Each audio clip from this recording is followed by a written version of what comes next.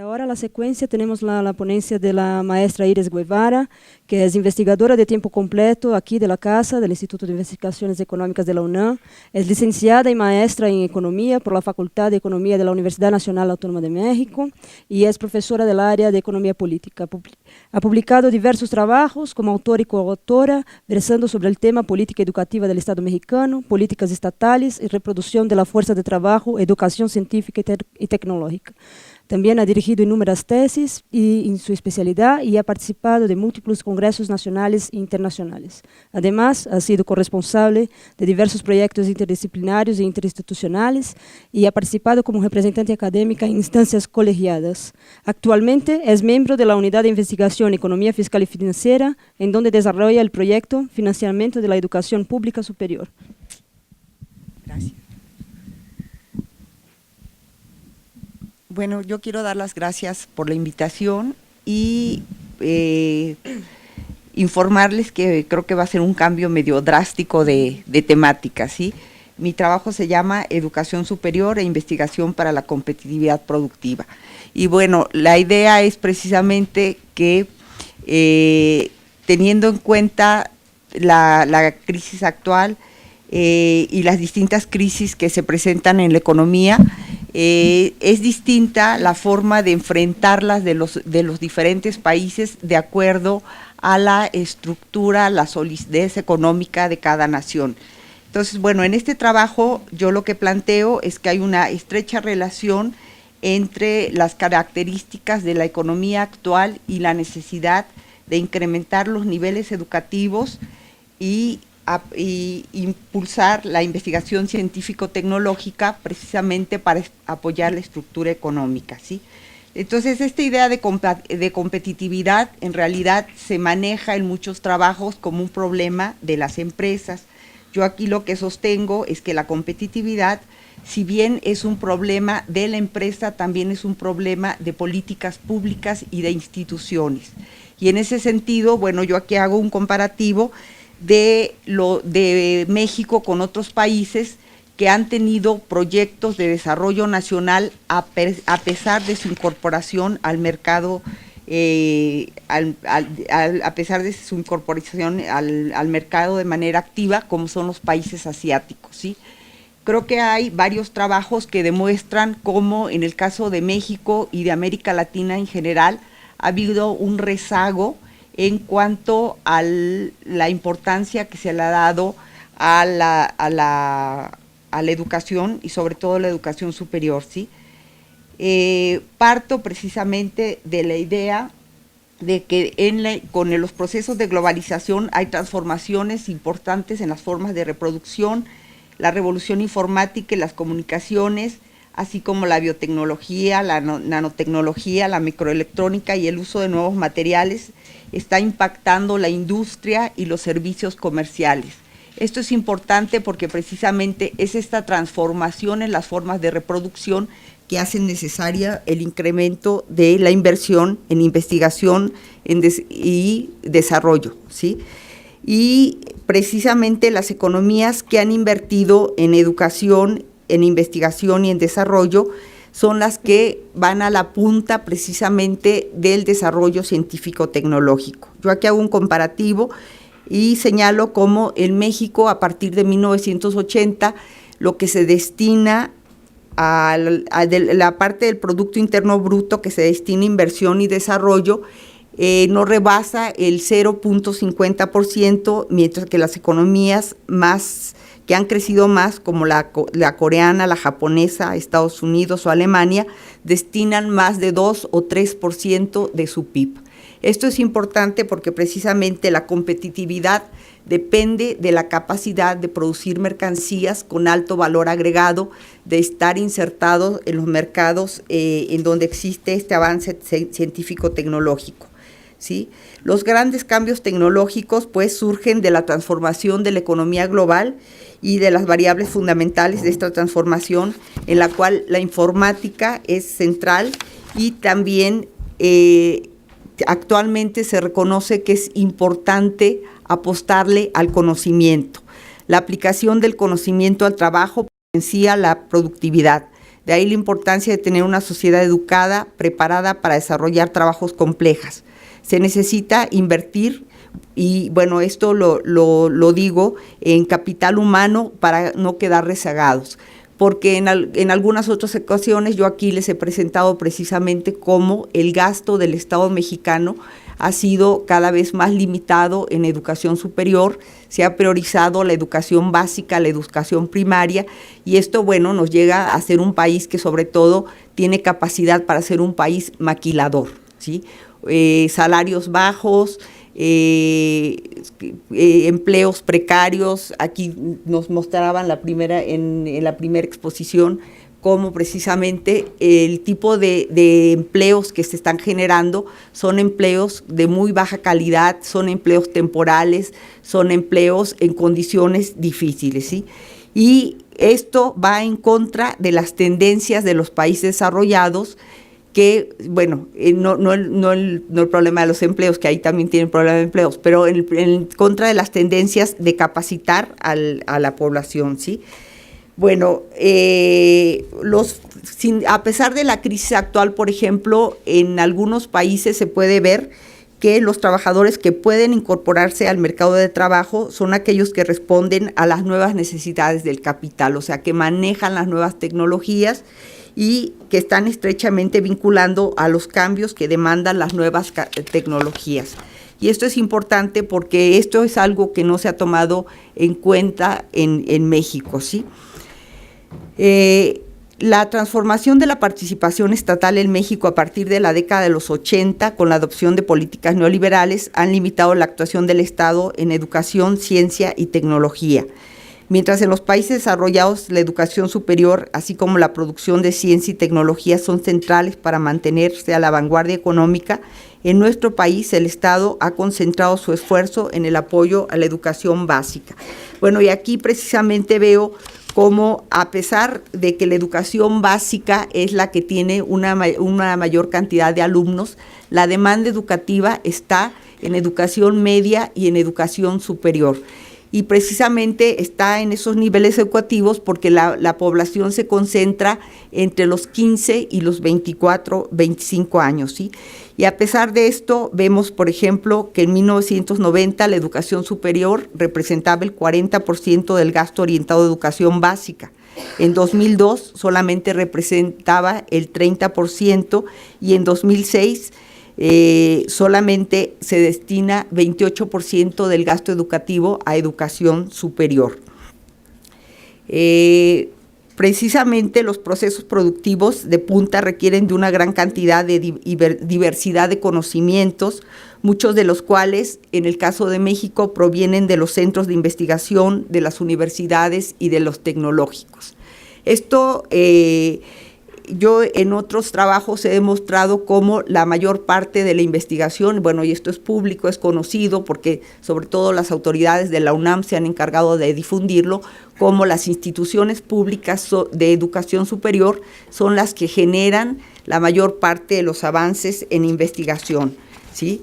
Sin embargo, en términos de regiones, en términos de países, vemos cómo los países desarrollados producen la tecnología y nosotros la copiamos, la aplicamos, la utilizamos, pero no estamos generando innovación científico-tecnológica, ¿sí?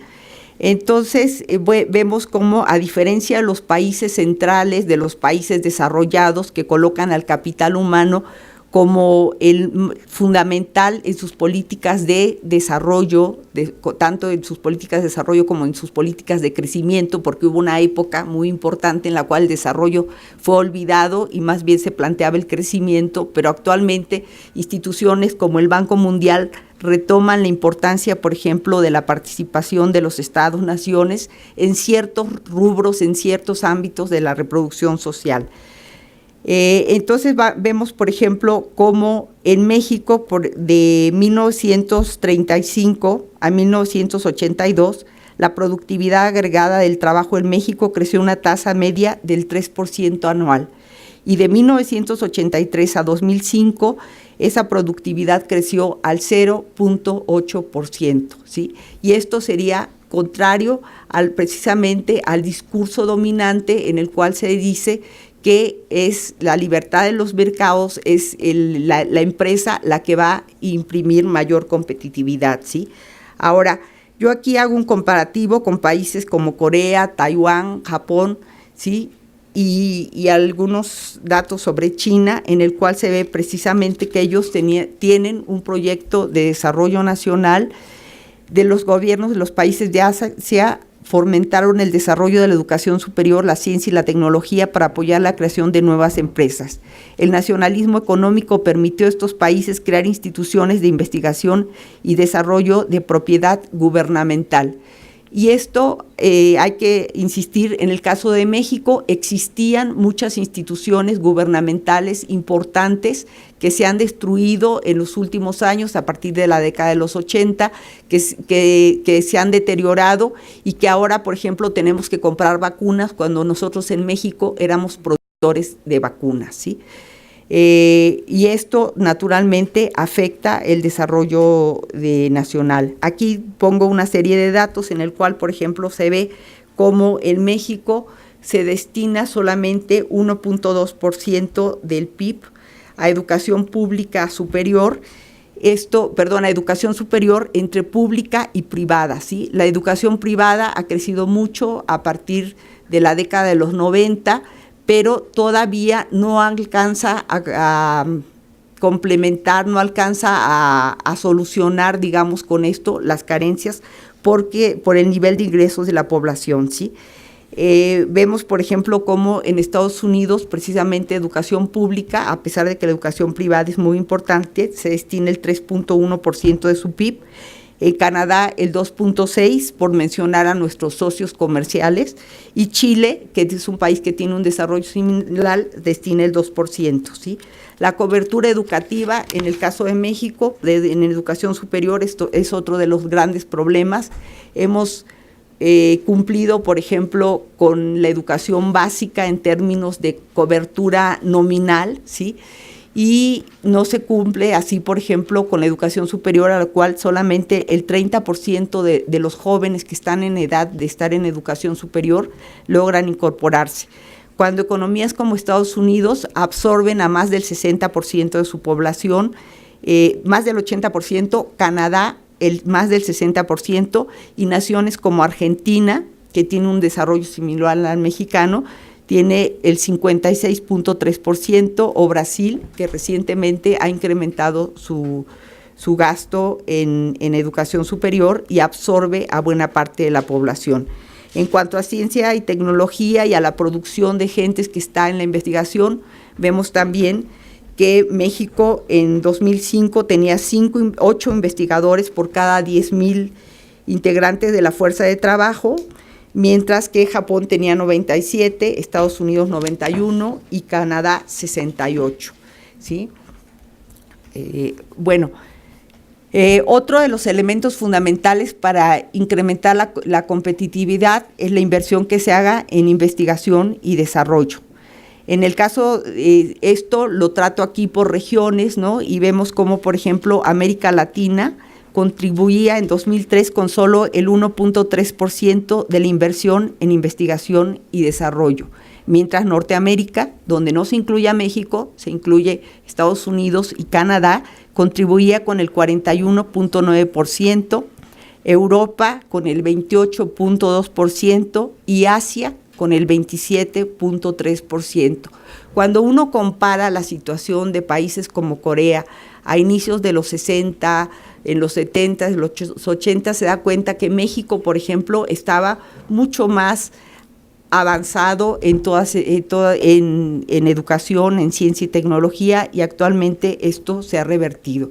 Después de América Latina, solamente como región están por debajo Oceanía, que contribuye con el 1.1%, y África con el 0.2%. O sea, África realmente es un continente muy retrasado, pero bueno, es un continente con serias carencias, ¿sí? Lo que llama la atención es el retraso que presentan zonas, regiones como América Latina, ¿sí? Y también llama la atención cómo en estos años, a partir de la segunda mitad, de las dos últimas décadas de los 80, en que cambian las políticas económicas en México y en distintas regiones del mundo, Asia mantiene políticas muy intervencionistas, ¿sí? Y vemos como países como China, a finales de 2006, era ya el segundo inversor mundial en investigación y desarrollo, delante de Japón y solamente detrás de los Estados Unidos, ¿sí?